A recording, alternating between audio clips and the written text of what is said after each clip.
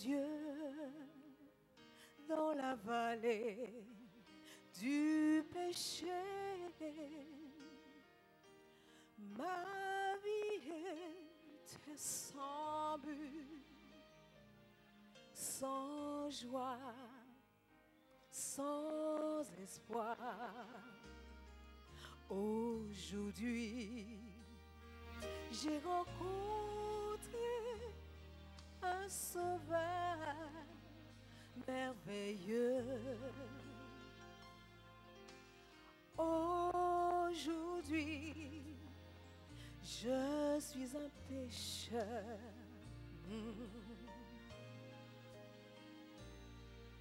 Sauvé par grâce. Oh oui, je suis sauvé par grâce.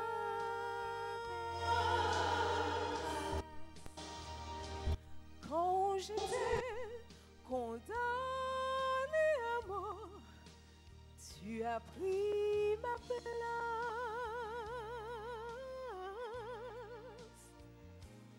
Maintenant, je suis libre, pardonné et racheté. Je suis sauvé. Je suis sauvé. Je suis sauvé par grâce.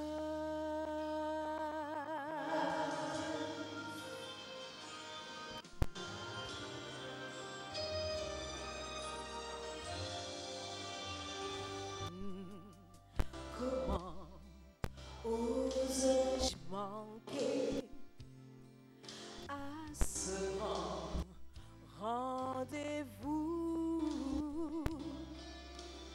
avec Jésus, mon sauveur, qui me dit: viens mon enfant, aujourd'hui je veux te guérir et te purifier. Aujourd'hui, je veux te dire que je suis sauvé par grâce. Oh oui, je suis sauvé par grâce.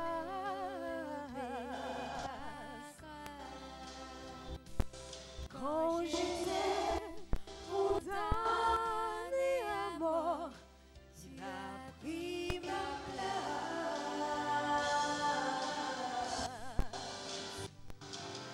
Maintenant, je suis libre, pardonné et racheté.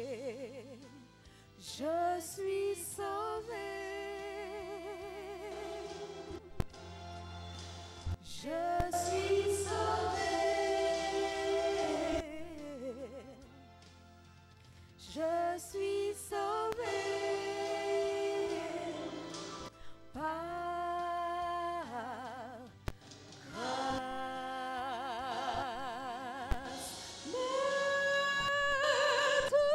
Maintenant,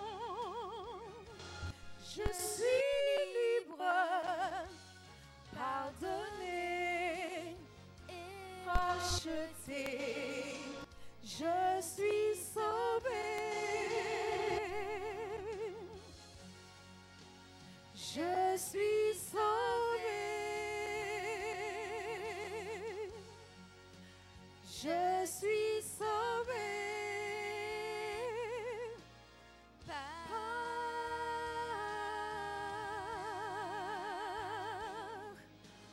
grâce.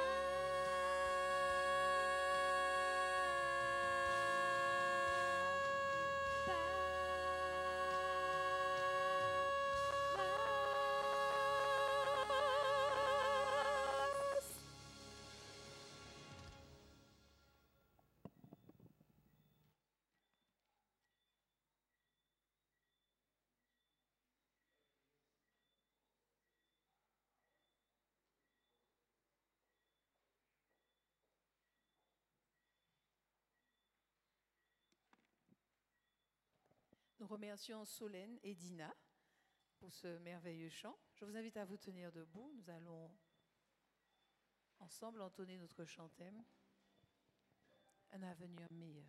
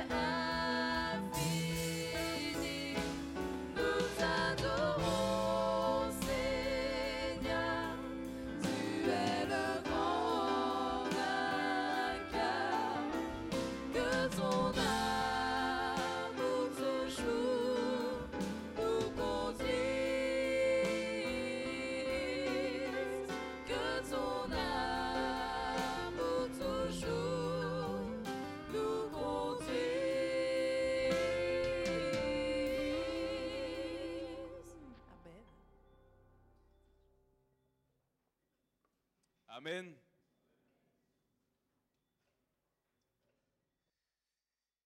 C'est toujours un privilège, un plaisir de vous retrouver ici en ce soir.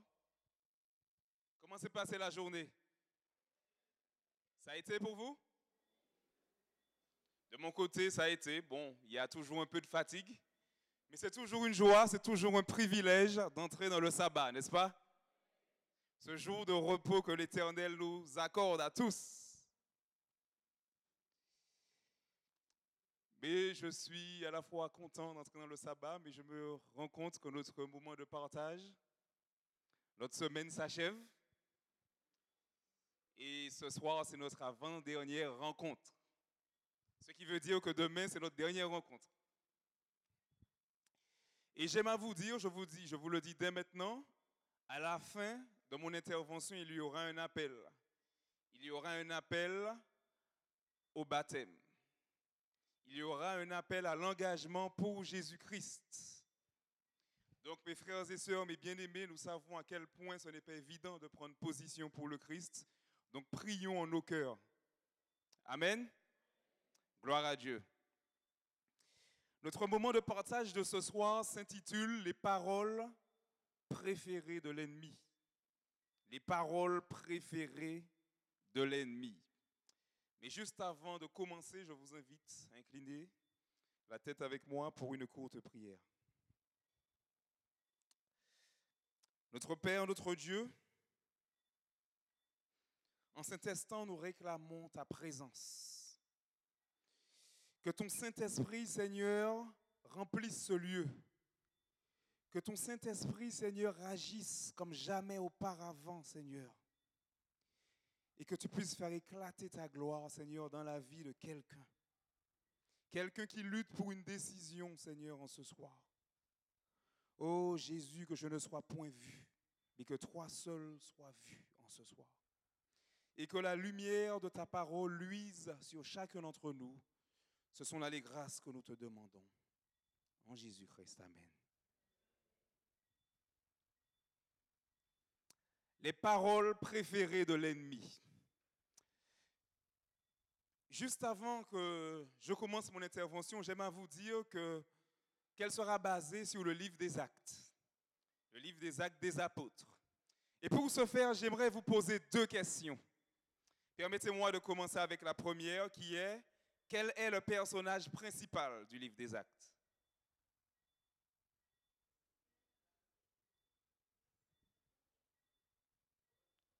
J'ai entendu Paul, j'ai entendu Pierre et j'ai entendu le Saint-Esprit. Mes amis, le personnage principal du livre des Actes des Apôtres, c'est bien le Saint-Esprit. Et beaucoup d'auteurs, beaucoup de théologiens ont même pensé qu'on devrait appeler ce livre les Actes du Saint-Esprit à travers les apôtres. Car lorsque nous commencerons les premiers chapitres, nous voyons que le Saint-Esprit est en action. Et nous voyons que c'est à travers l'événement de cette Pentecôte que les disciples ont reçu la puissance pour prêcher l'évangile. Donc le Saint-Esprit est le personnage principal du livre des Actes. Et maintenant la deuxième question, qui est encore plus simple, c'est: qui est le destinataire du livre des Actes? Et je vais vous donner un indice. Nous pouvons trouver le destinataire de ce livre dans le premier chapitre. C'est même le tout premier mot.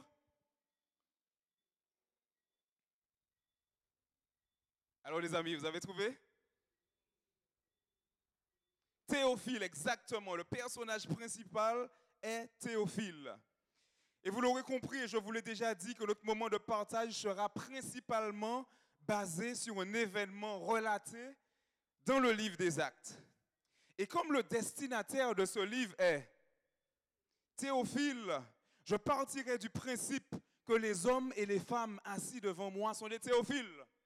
Je partirai du principe que les hommes et les femmes qui nous écoutent, qui nous regardent à l'écran, sont des théophiles. Et pourquoi je dis ceci? Je dis ceci tout simplement parce que théophile correspond à ceux qui aiment Dieu. Théos, Dieu, philos, aimer. Donc ce livre des Actes s'adresse à qui? Ce livre des Actes s'adresse à tous ceux et celles qui aiment Dieu. Amen. Et j'aime à croire que ce livre s'adresse à chacun d'entre nous. Un livre qui a comme personnage principal le Saint-Esprit. Et je vous invite sans plus tarder à ouvrir ce livre, justement, livre des Actes, au chapitre 24.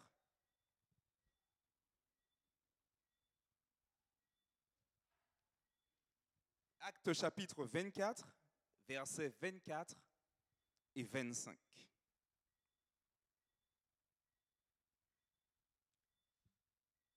Chapitre 24, versets 24 et 25. Et je lis: quelques jours après, Félix vint avec Drusille, sa femme, qui était juive.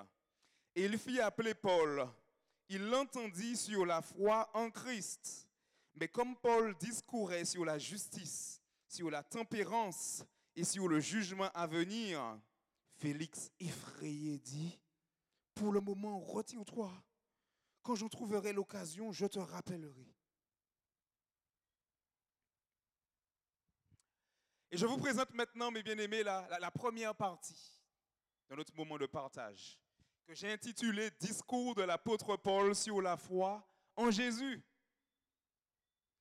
Et en guise d'introduction contextuelle, j'aimerais vous informer, mes chers amis, que Paul avait été faussement accusé par les dirigeants d'Israël sous la direction du sacrificateur Ananias pour les motifs suivants.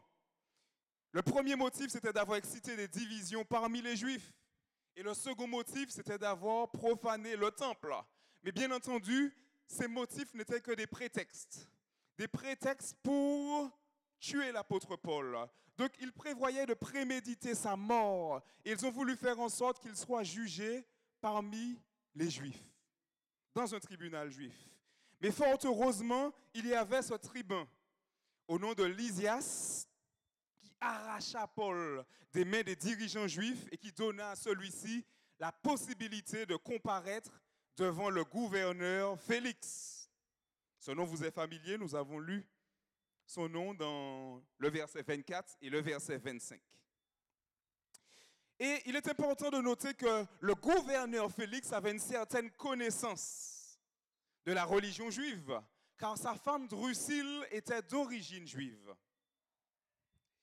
Et c'est probablement pour cela qu'il avait probablement déjà entendu parler de l'apôtre Paul. Et il demanda à ce que la détention de Paul ne soit pas trop lourde, qu'il puisse avoir la chance de recevoir de la visite, qu'il puisse recevoir des services également. Mais prêtons maintenant attention et relisons ce qu'il nous est dit au verset 24. Quelques jours après, Félix vint avec Drusille, sa femme, qui était juive, et fit appeler Paul. Et il nous est dit, il l'entendit sur la foi en Christ. Il l'entendit sur la foi en Christ. C'est cette partie qui nous intéresse, mes bien-aimés. La phrase clé que l'on retiendra, c'est qu'il entendit Paul sur la foi en Christ.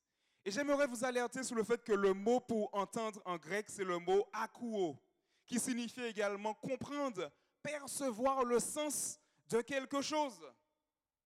Donc ce n'est pas simplement le fait d'écouter, mais c'est le fait également de percevoir le sens de quelque chose. Ainsi, nous comprenons que Félix avait saisi. Félix saisissait ce que l'apôtre Paul lui disait sur la foi en Jésus. Et nous pouvons déduire que Paul lui disait des choses très intéressantes. Paul lui a parlé du sacrifice de Jésus. Mais Paul, j'imagine que Paul a utilisé un passage similaire à Romains 10, verset 17, en disant « Ainsi la foi vient de ce qu'on entend. Et ce qu'on entend vient de quoi? Ce qu'on entend vient de la parole de Dieu. » Ensuite, nous pouvons même considérer qu'il lui a certainement parlé du sacrifice expiatoire du Christ et de la puissance qu'il y a, mes bien-aimés, dans le sang de Jésus-Christ. Et j'aime à croire qu'il a utilisé les paroles d'Éphésiens 2, verset 8, en disant « Car c'est par la grâce que vous êtes sauvés, par le moyen de la foi, et cela ne vient pas de vous. Cela ne vient pas de vous, c'est le don de Dieu. » Et puis, il a peut-être continué avec des paroles similaires de celles qu'on trouve dans Acte 4, versets 11 et 12. Et ces paroles disent « Jésus est la pierre rejetée par vous qui bâtissez, qui est devenue quoi? La principale de l'angle. Il n'y a de salut en aucun autre. Car il n'y a sous le ciel aucun autre qui ait été donné parmi les hommes par lequel nous devions être sauvés. » Et enfin, un passage comme celui de Romains 5, verset 1er. « Étant donc justifiés par la foi, nous avons la paix avec Dieu par notre Seigneur Jésus-Christ. » Amen. Alléluia. Oh, qu'il est merveilleux d'entendre la bonne nouvelle. Oh, qu'il est merveilleux de savoir que nous avons un avocat auprès du Père. N'est-ce pas? Ouh. Et vous savez quoi? Félix, il avait compris cette bonne nouvelle. Félix avait probablement ressenti que ce que Paul disait était vrai. Félix avait certainement ressenti que cet homme parlait. Que cet homme qui lui parlait avait le Saint-Esprit. Amen. Il a vu l'action du Saint-Esprit à travers chaque mot, mes bien-aimés, chaque mot, cher ami, chaque mot prononcé par l'apôtre Paul. Parce qu'en réalité, il est toujours doux. Il est toujours merveilleux de savoir que quelqu'un vient porter nos lourds fardeaux, que quelqu'un vient prendre la culpabilité, notre culpabilité. Et comme j'aime à dire, je n'aime pas dire que Jésus-Christ est mort pour l'humanité, mais il est mort pour moi. Et cette réalité devait être personnifiée, personnelle dans la vie de chacun et chacune d'entre nous. Amen. Les paroles que Félix a entendues sont à peu près les paroles que nous avons entendues dans notre moment de partage. Le Saint-Esprit nous a parlé soir après soir. La parole de Dieu, ce GPS infaillible, a agi. Et nous avons aimé entendre ces vérités. Nous avons aimé entendre et nous aimons entendre que nous avons Jésus-Christ et qu'il y a de la puissance dans le sang de Jésus-Christ. Il y a de la puissance dans le sang de l'agneau. Mais lorsque je continue au verset 25, je vois un mais. Et lorsque je vois un mais, cela me dit qu'il s'agit d'une conjonction de coordination, une conjonction d'opposition, et que cela manifeste de la réticence. Souvent, l'évangile nous touche. L'évangile pénètre nos cœurs. Mais il y a un mais. Et j'aime à croire que dans la vie de chaque individu ayant reçu l'évangile, il y a eu un moment donné à faire face à ce mais. Et je donnerai la petite boutade du soir. Des fois, mon imagination, mon sens de l'humour fait surface. Et je me disais que ce n'est pas pour rien qu'il y a l'image du berger. Jésus étant le berger et nous le troupeau, nous les brebis, les moutons. Parce que nous sommes souvent dans un mais.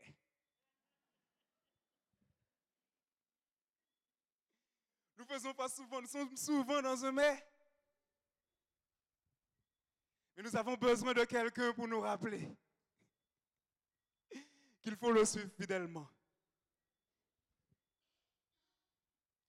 Et dans le cas de Félix, nous voyons que son mais, le mais de Félix apparut lorsque Paul discourait. Et nous le voyons au verset 25. Nous allons le relire d'ailleurs. Mais comme Paul discourait, c'est-à-dire parlait sur la justice, sur la tempérance et sur le jugement à venir, Félix, effrayé, dit, « Pour le moment, retire-toi. Quand je trouverai l'occasion, je te rappellerai. » Il était content, mes amis. Il était content d'entendre parler de la foi en Jésus. Mais il y a eu un mais. Et le mais était conditionné par les paroles suivantes. Lorsqu'on a commencé à lui parler de la justice, de la tempérance et du jugement à venir. Donc je peux imaginer que quand il a entendu Paul arriver sur ce terrain-là, il a dit, ne va pas sur ce terrain-là, mes amis. Polo, molo. Là, on part en besogne. Là, tu vas un peu trop loin. N'oublie pas à qui tu as affaire. Tu comparais presque devant un gouverneur.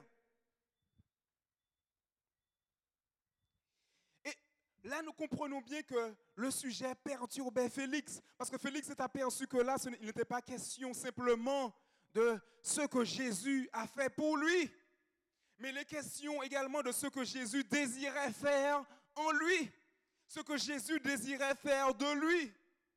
En d'autres termes, Paul, dans son discours, avait fait une transition, mes amis, suivez-moi bien, il avait fait une transition entre la foi en Jésus et la foi de Jésus. C'est-à-dire retrouver les caractéristiques de Jésus en l'être humain. Et bien souvent, nous sommes contents de savoir que l'agneau a été immolé pour nos péchés. Mais nous devons être davantage contents de savoir que par le sang de cet agneau, j'ai dit par le sang de cet agneau, nous n'avons pas seulement la victoire sur les conséquences, nous n'avons pas seulement la victoire sur la culpabilité du péché, mais nous avons aussi la victoire sur le pouvoir du péché. Et c'est dans ça qu'on nage exactement. C'est ce que l'apôtre Paul essayait d'inculquer, justement, à Félix. Et lorsqu'il parlait à Félix de justice, il disait dans les grandes lignes à ce dernier que le sang de Jésus ne sauve pas uniquement des conséquences du péché, mais du pouvoir du péché. Il disait que Jésus est disposé à implanter sa justice à l'intérieur de l'homme pécheur. Lorsqu'il parlait à Félix de tempérance, deuxième point, il lui disait que par le sang de Jésus, il est possible à l'homme pécheur de contrôler ses appétits. Appétit alimentaire, c'est-à-dire pas d'excès de table, éviter tout aliment en excès, aliments impurs, ne pas les manger, d'arrêter de s'adonner à l'ivrognerie. Mais il parlait également de la tempérance, qui signifie dans le mot grec, c'est le contrôle de soi, nous savons. Donc de contrôler également ses appétits sexuels, pas de dérive sexuelle. C'est-à-dire, le plan de Dieu pour les hommes et les femmes, c'est qu'il y ait, en matière de sexualité, c'est que ce soit une union entre un homme et une femme, unis par les liens du mariage. Et même dans ce cas-là, nous avons besoin de tempérance. Et il lui disait également que par la puissance du sang de Jésus, il est possible de se contrôler, de se contenir, pas seulement à ce que j'ai mentionné, mais face à toute tentation. Oui, mes amis, il y a de la puissance, dans le sang de Jésus.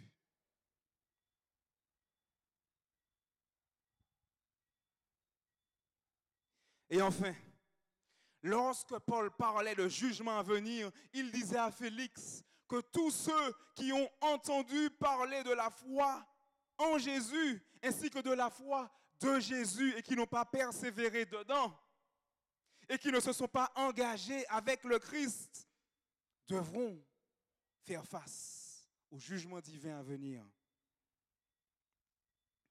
Et c'est là que des paroles, probablement, qui ressemblaient à celles de Matthieu 13, versets 49 et 50, ont dû être prononcées. À la fin du monde, les anges viendront séparer les méchants d'avec les justes, et ils les jetteront dans la fournaise ardente, où il y aura des pleurs et des grincements de dents. Et j'aime à vous rappeler que les justes concernent tous ceux qui ont revêtu la robe blanche de Jésus-Christ. Tous ceux qui ont décidé de marcher dans le sanctuaire de Jésus-Christ que je vous ai présenté quel jour? Mardi, lundi dernier. Ils ont décidé d'aller plus loin avec le Christ. Il a certainement prononcé des paroles comme celles de Jean 5, versets 27 et 29. Ceux qui auront fait le bien ressusciteront pour la vie. Alléluia pour cette promesse. Mais ceux qui auront fait le mal ressusciteront pour le jugement. Ça nous paraît dur. Ça nous paraît dur de savoir qu'il y a un jugement et qu'il y a des personnes qui seront condamnées.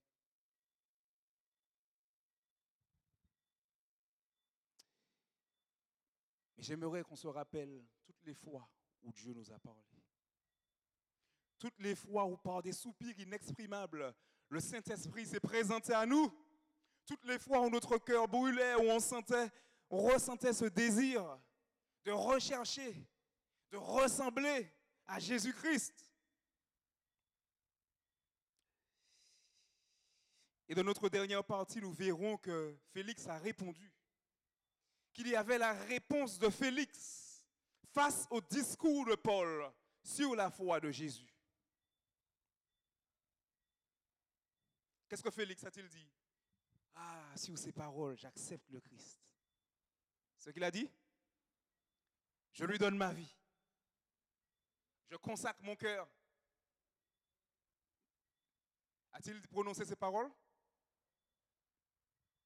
Qu'est-ce qu'il a dit? Il nous a dit, Félix effrayé, dit, pour le moment, retire-toi. Quand j'en trouverai l'occasion, je te rappellerai. Le mot grec pour effrayer, emphobos, signifie rempli de peur, plongé même dans la peur. Donc nous voyons que Félix était plongé dans la peur parce qu'il aimait la foi en Jésus. Il aimait savoir qu'il y a un sauveur. Mais il n'aimait pas la foi de Jésus.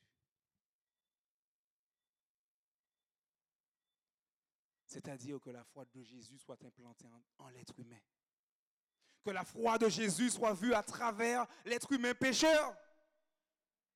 Et que le pécheur puisse arriver à ce sentiment comme l'apôtre Paul l'a exprimé, mais ce n'est plus moi qui vis, mais c'est Christ qui vit en moi.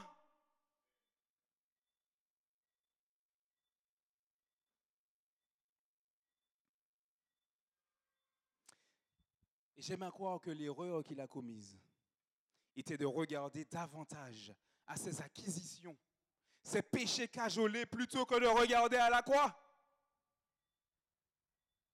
Et c'est facile pour l'être humain de tomber dans un tel piège, de regarder sa propre situation. Oui, mais j'aime ci, j'aime ça, j'aime ça. Je suis comme ci, je suis comme ça. Et quand on nous présente la volonté de Dieu, on commence à avoir peur parce qu'on se dit, oui, mais je ne suis pas assez bon. Et je pense, je rapporte quand? Je rapporte à demain. Je rapporte à plus tard. Puisque je me dis que je ne suis pas bon aujourd'hui, mais je vais travailler sur ça. Je vais. Je me sens sur moi.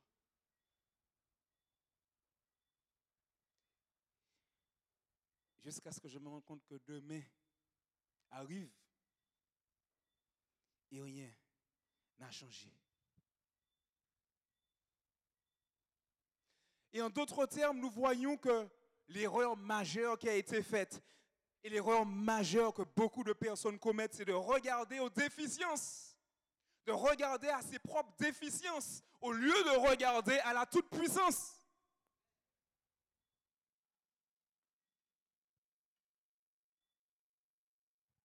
Par la toute-puissance de Jésus-Christ, nous pouvons changer.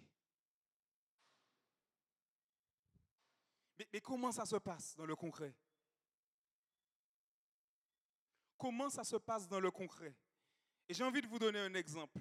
Je me souviens qu'il y a quelques années de cela, j'étais en relâchement spirituel et je passais beaucoup de temps dans les jeux.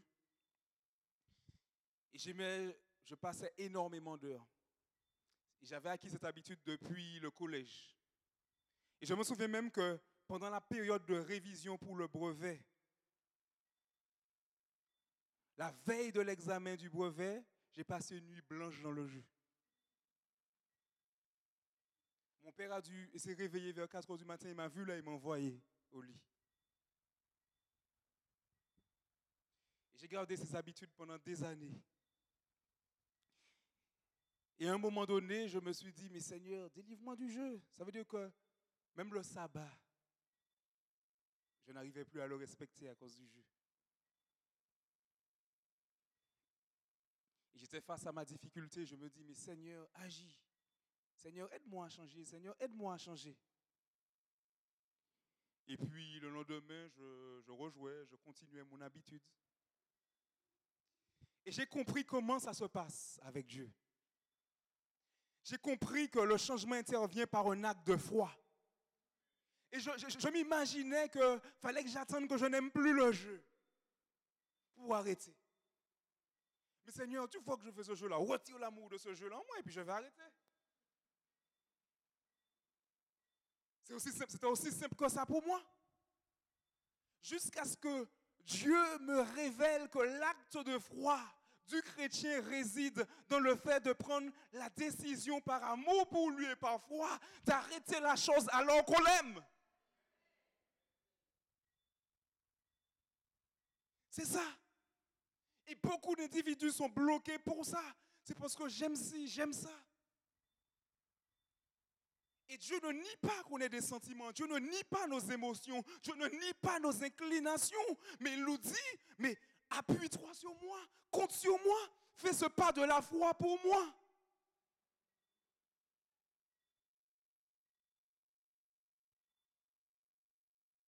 Faire le pas de la foi, ce n'est pas attendre que miraculeusement, c'est parti.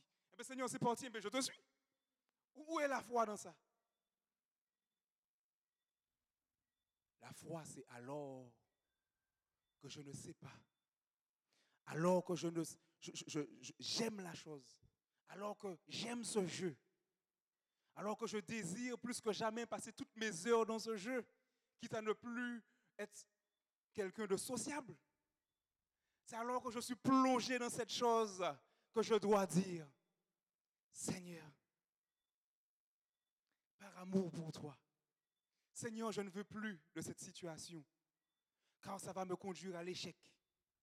L'échec scolaire, l'échec relationnel. Ce simple jeu, j'ai compris que ce jeu pouvait contribuer à énormément de choses dans ma vie, énormément de choses négatives. Donc j'ai dit, Seigneur, alors même que j'aime ce jeu, alors même que maintenant là, j'ai envie de le jouer, j'ai envie de jouer ce jeu, de passer du temps, de jouer en ligne, de faire quoi que ce soit, c'est à ce moment-là que je décide de ne pas le faire et d'arrêter. Je ne suis pas en train de vous dire que c'est facile.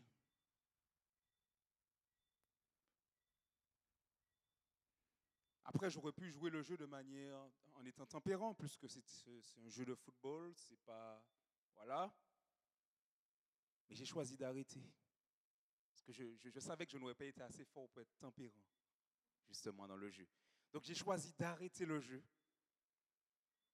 Et lorsque j'ai arrêté le jeu, j'aime à vous dire que ce n'était pas facile. Mais je ne peux pas vous dire à quel moment j'ai perdu l'addiction. J'aimerais chercher, j'aimerais vous dire que c'est tel jour-là que j'ai ressenti que le jeu n'avait plus de pouvoir sur moi. J'ai envie de vous dire ça, mais je ne me souviens pas à quel moment. Et c'est comme ça que Jésus agit dans le cœur humain. C'est comme ça que Jésus agit face à nos inclinations. Mais ça, malheureusement, Félix ne l'avait pas compris. Parce que Félix regardait à quoi? À sa déficience. Et non à quoi? À la toute-puissance. Des milliers, des millions de personnes ont reçu l'évangile, mais meurent comme Félix.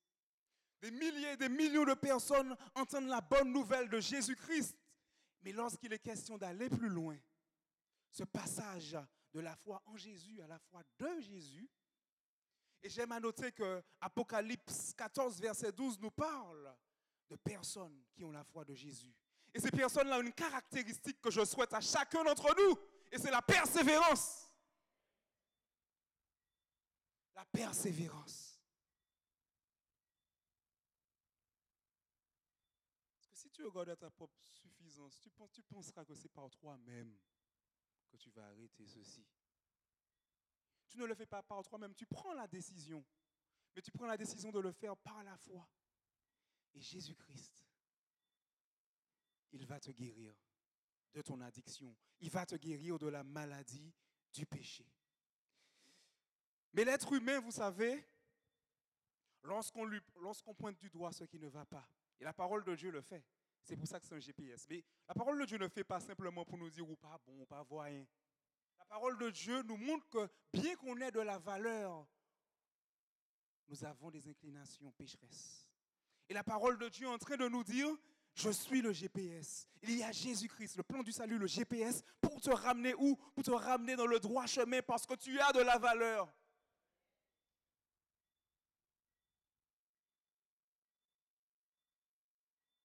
Il désire ramener chacun et chacune des personnes égarées ou sous l'influence.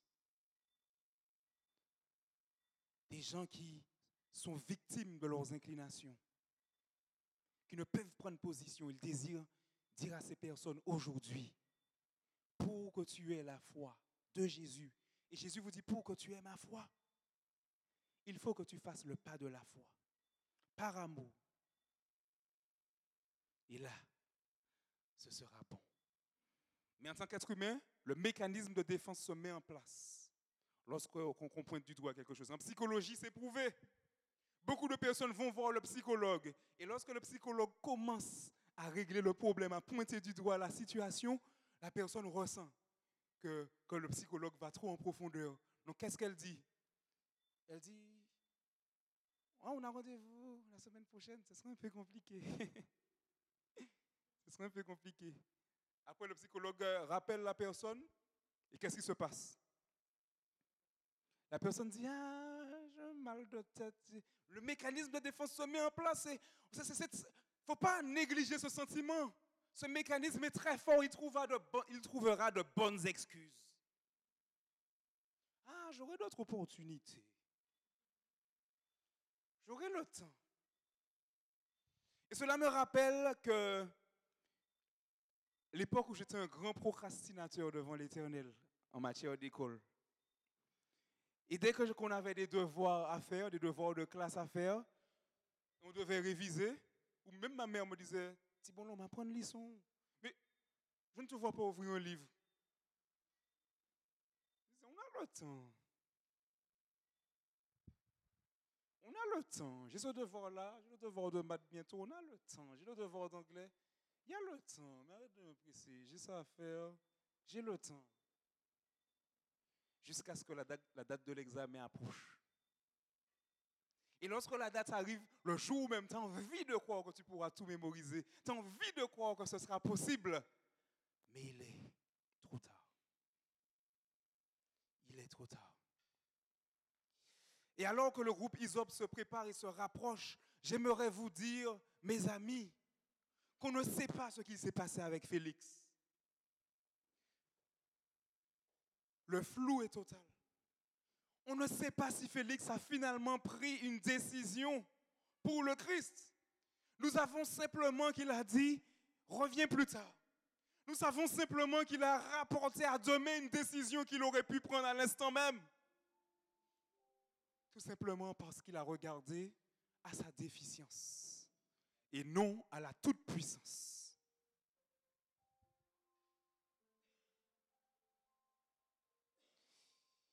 Dans les campagnes électorales, ils aiment dire le changement, c'est maintenant. Et bien que même ils ne soient pas en mesure de l'apporter, ces paroles sont vraies. Le changement, c'est maintenant. Je suis en train de faire de la politique là aussi. Mais de la politique pour celui qui a toujours gouverné. Et celui qui gouvernera au siècle des siècles. Jésus-Christ. Et aujourd'hui, il te dit, le slogan c'est le même. Le changement, c'est maintenant. Ta décision, c'est maintenant.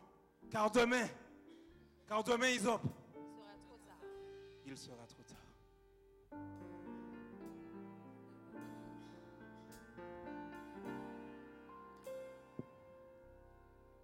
Jésus dit, je suis là, me laisseras-tu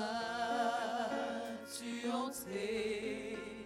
Tu réponds, oui Seigneur, mais demain, Jésus dit, je pourvois à tout tes lendemain. Tu réponds, oui Seigneur, mais viens demain. Demain, oublie ce mot. Demain, choisis Jésus aujourd'hui. Oh, non, ne te détourne pas. Demain n'est pas le moment. Demain, ne laisse pas passer ta chance. Car pour toi demain pourrait commencer maintenant.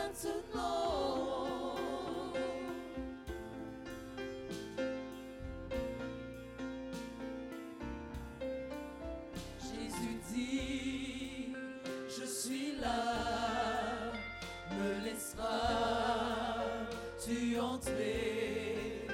Tu réponds, oui Seigneur, mais demain,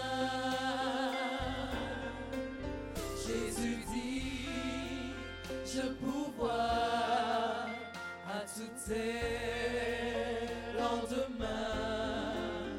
tu réponds. Oui Seigneur, mais viens demain. Demain, oublie ce mot. Demain, choisis Jésus aujourd'hui. Oh, non, ne te détourne pas. Demain n'est pas le moment. Demain, ne laisse pas passer ta chance. Car pour toi demain pourrait commencer maintenant.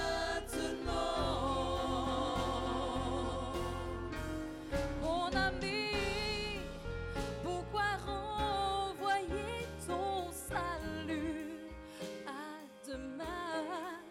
Car demain, il sera peut-être trop tard.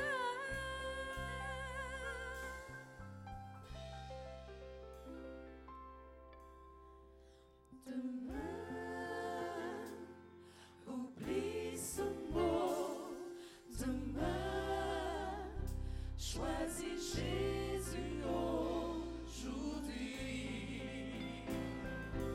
Oh, non, ne te détourne pas.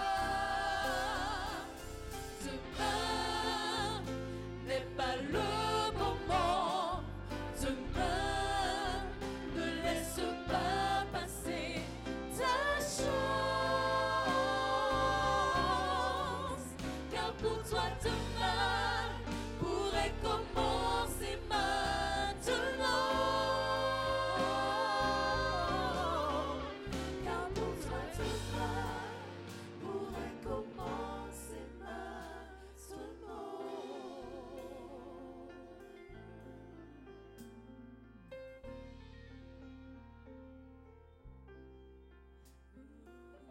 Pour toi, demain pourrait commencer maintenant.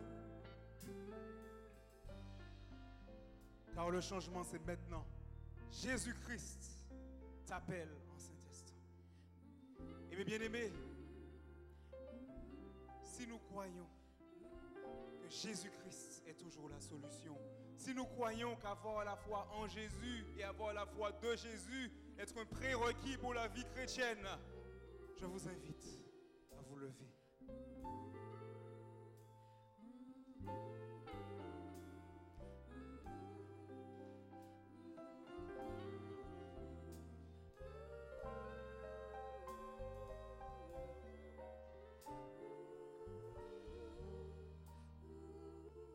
Je ne suis pas en train de prêcher des fables. Si je le prêche, c'est parce que je l'ai vécu. Et que ce soit dans mes grandes ou de mes petites batailles contre le péché, je sais que Jésus-Christ est présent. J'ai remporté des victoires avec lui. Et si je prêche, c'est parce que je sais qu'il est disposé à faire la même chose pour toi. Aujourd'hui, il t'invite à suivre sa volonté. Peut-être que tu n'as pas encore ce désir, mais tu as compris que Jésus-Christ t'aime par-dessus tout. Et peut-être que tu es désireux de répondre à cet amour. Mais il te dit que pour répondre à cet amour, tu dois faire ce pas de la foi. Alors même que tu as tes tentations, alors même que tu as tes désirs, tu dois dire aujourd'hui, Seigneur, malgré ces désirs, je reconnais que mon besoin, mon plus grand besoin, c'est toi. Et par conséquent, je prends la décision de te suivre, de marcher dans ton plan. Et à cet instant précis, s'il y a quelqu'un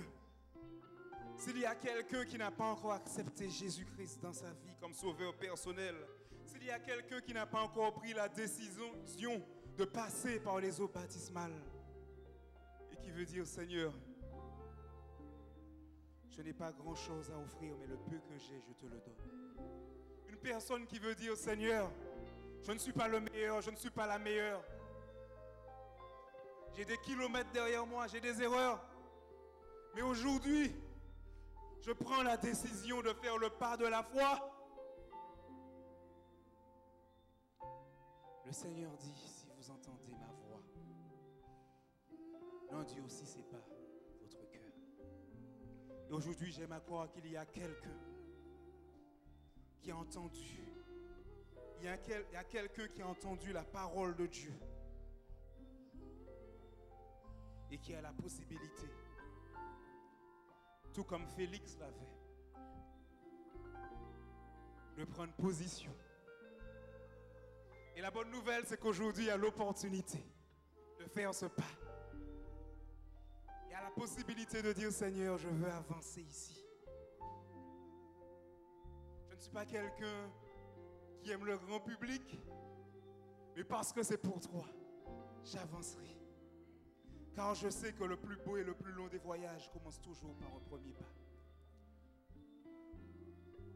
Y a-t-il une personne ici qui veut dire, Seigneur Jésus-Christ,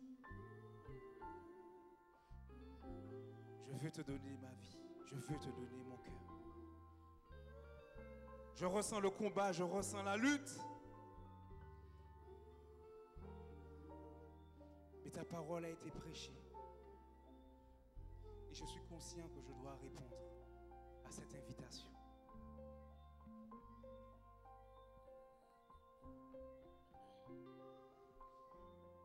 Je me souviens alors que j'étais dans ma 3e année d'études à Trinidad. On travaillait en groupe. Et il est important de savoir que dans l'école, que ce soit une école de théologie ou une école adventiste, qu'il y a des étudiants de toute obédience ou qui ne connaissent pas forcément Dieu. Et il y avait ce jeune garçon, Daniel, qui avait cours avec nous dans un groupe de projet pour une classe, pour un cours de philosophie. Ça veut dire un cours général que toutes les classes ont. Et alors qu'on était dans la salle de cours, on nous a donné notre date de présentation et de préparation pour présenter notre projet durant la semaine de prière des étudiants. Et le groupe, où on était simplement 2 adventistes sur 6 ou 7 étudiants, mais le groupe a décidé à la majorité d'avoir une réunion de groupe de préparation le jour de l'une des réunions de prière. Et c'est alors que j'ai dit que non, je ne participerai pas. Ils ont choisi le jour, mais j'étais le leader du groupe. Et j'ai dit que non, qu'il y ait notre date. Et un ami à moi, il a dit que oui, d'accord, qu'il veut participer aussi au programme. Mais il y avait des élèves qui n'étaient pas contents, qui étaient fâchés parce qu'ils disaient oui, mais oui, Dieu, mais on a un travail à faire.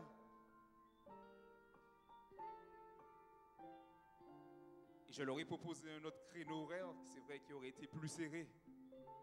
Mais ils n'étaient pas contents du tout. Je me souviens que Daniel était en colère et qui nous a même dit des bêtises. Et on n'a pas répondu. Et après, les autres envoyaient d'autres messages. J'ai dit aux étudiants qu'on vous encourage même à venir à cette réunion de prière, car l'évangile sera prêché. Et le premier jour, je vais en réunion, tout se passe bien. L'évangile est prêché avec puissance. Le deuxième jour, avec puissance. Le troisième jour, je vois qui? Je vois Daniel. Quatrième jour, Daniel est présent. 5e jour, Daniel répond à l'appel.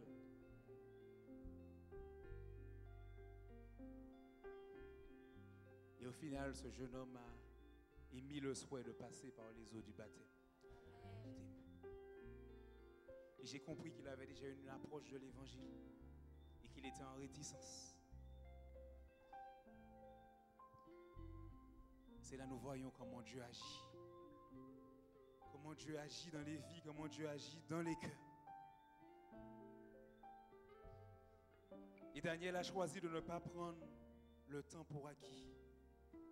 Il a compris que le temps ne lui appartenait pas et qu'il fallait prendre position pour Dieu maintenant. Et je sais qu'il y a des personnes ici qui ont une lutte similaire à celle de ce jeune Daniel. Mais aujourd'hui, j'aime à vous dire que Jésus-Christ vous appelle.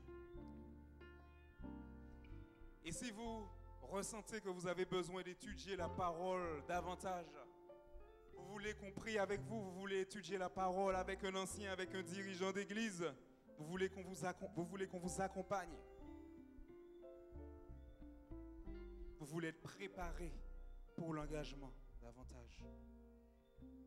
Cet appel est pour vous. S'il y a une personne qui dit, Seigneur, j'ai entendu ta parole et je veux découvrir d'autres vérités,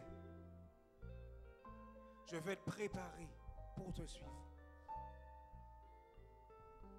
Il vous est possible d'avancer pour qu'on prie ensemble. Il vous est possible de faire ce pas de la foi. Ne regardez ni à droite ni à gauche. Car aujourd'hui, Jésus-Christ vous appelle.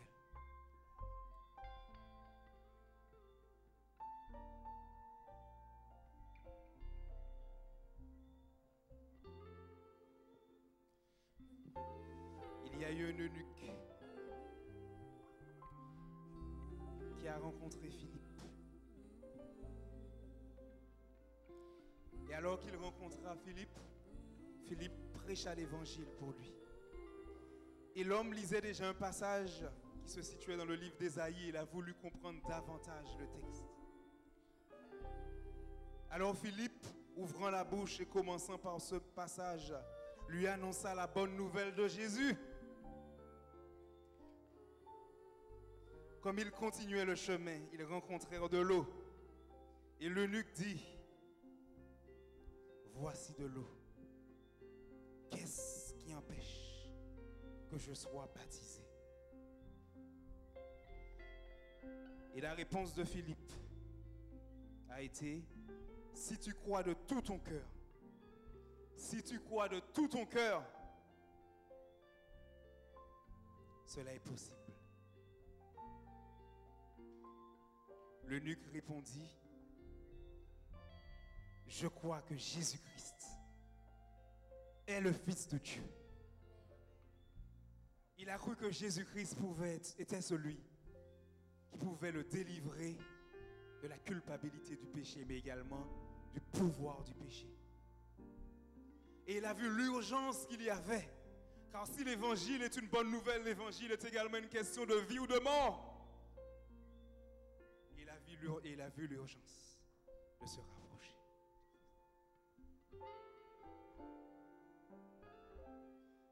Et s'il y a des personnes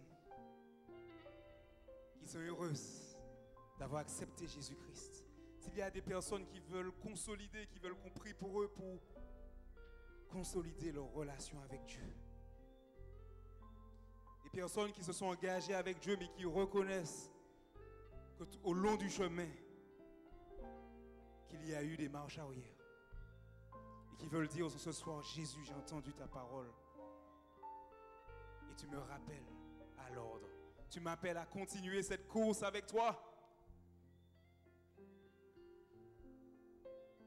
Je vous demande de faire le pas de la foi également.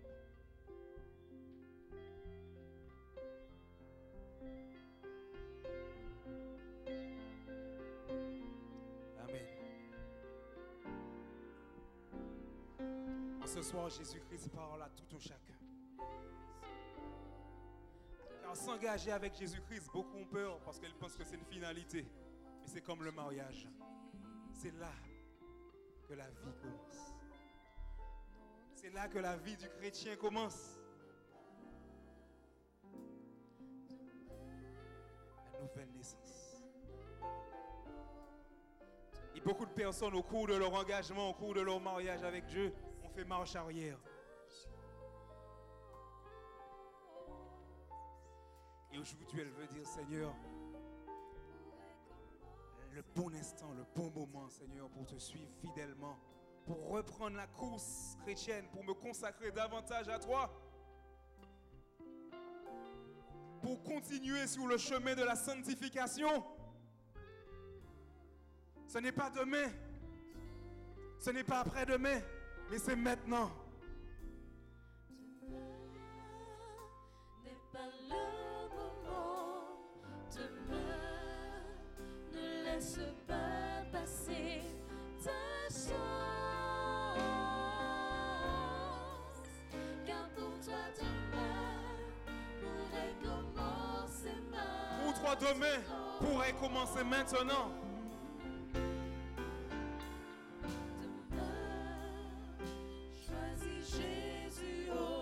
C'est aujourd'hui que Jésus-Christ t'appelle. Qui que tu sois, où que tu sois présent physiquement dans la salle ou que tu nous regardes à l'écran, Jésus-Christ t'appelle. N'est pas le moment. Tu as peut-être la foi en Jésus. Et il te dit qu'il te faut la foi de Jésus. Il te faut avoir cette persévérance. Car pour toi demain pourrait commencer maintenant. Car pour toi demain Nous avons le choix. pourrait commencer Soit nous faisons comme Félix, ou soit nous faisons comme l'eunuque.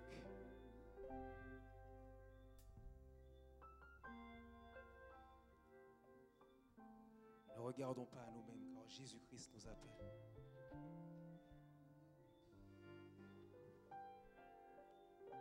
Et j'invite chacun et chacune à réagir comme le lépreux dont il est mentionné dans Marc 1, verset 40, qui vint à Jésus et qui se jeta et dit, si tu le veux, tu peux me rendre pur. Il n'a pas dit, rends-moi pur et on verra. Il a dit, Seigneur, c'est toi qui peux me rendre pur, donc je viens à toi. Je crois en toi. Le péché est une lèpre dans laquelle nous ne pourrons guérir seuls. Jésus-Christ est disposé à nous donner la victoire. Encore faut-il qu'on croit en lui, qu'on s'engage. Je ressens la lutte interne qu'il y a dans la décision à l'engagement. Et ce soir, nous allons prier. Nous allons prier pour ces personnes, pour ces âmes en lutte.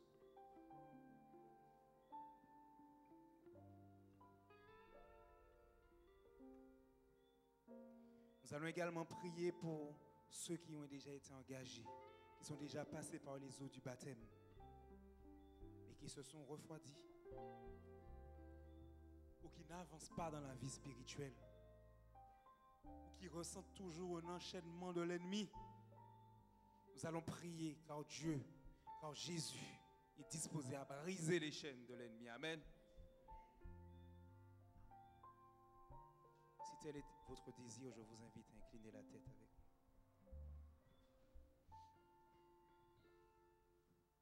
Notre Dieu, notre Père, je te rends gloire, car je suis heureux.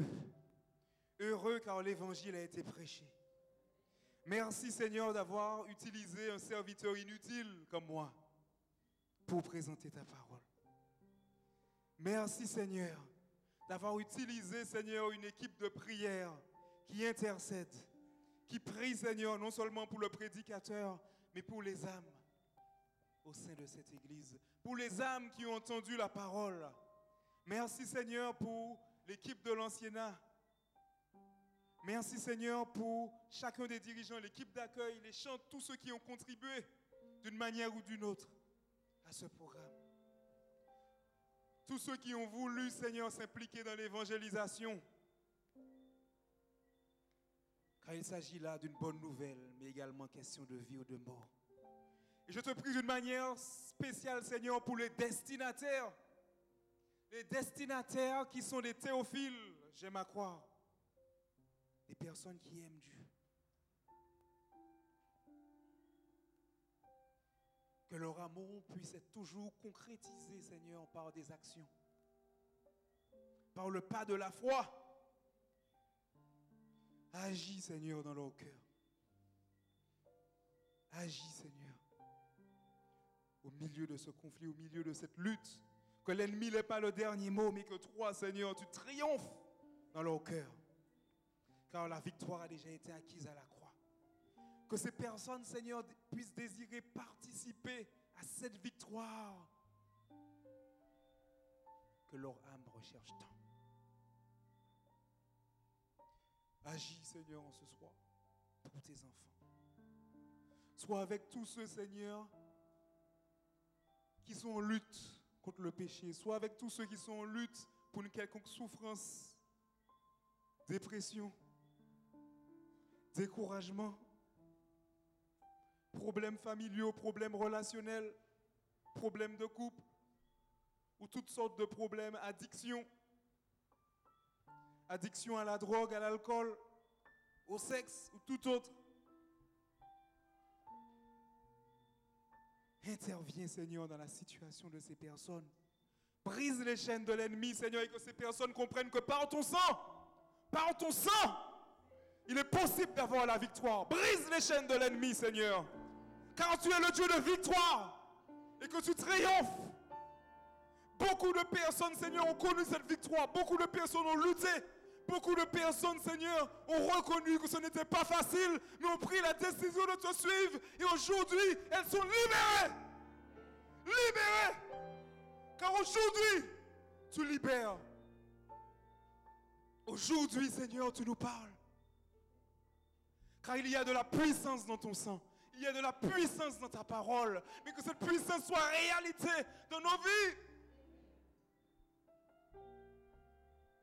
Jusqu'à quand, Seigneur, l'ennemi va piétiner certains de tes enfants? Jusqu'à quand, Seigneur, l'ennemi va agir sur eux?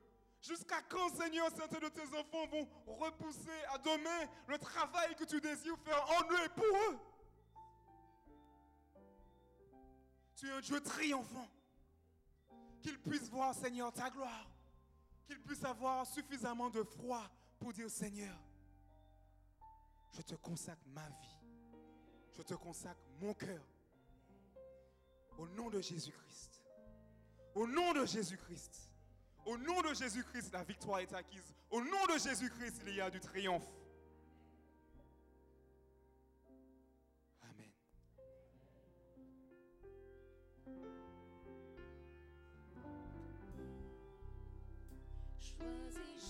Choisis Jésus aujourd'hui.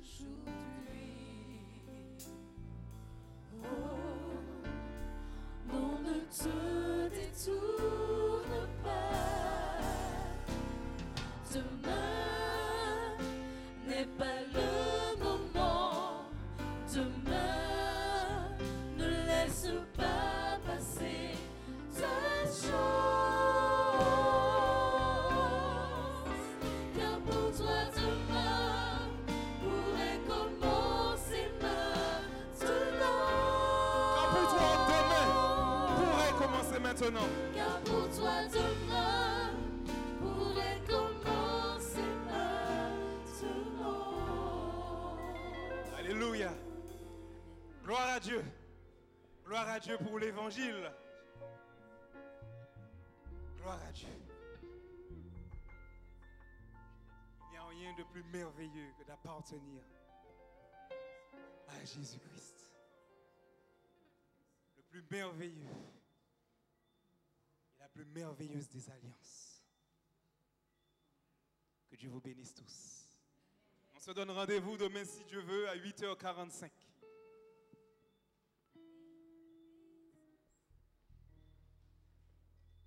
Je me tiendrai à la sortie s'il y a des personnes qui souhaitent prier avec moi ou avoir un moment de partage, un moment d'échange. Votre serviteur se tiendra à la porte. Que Dieu vous bénisse tous.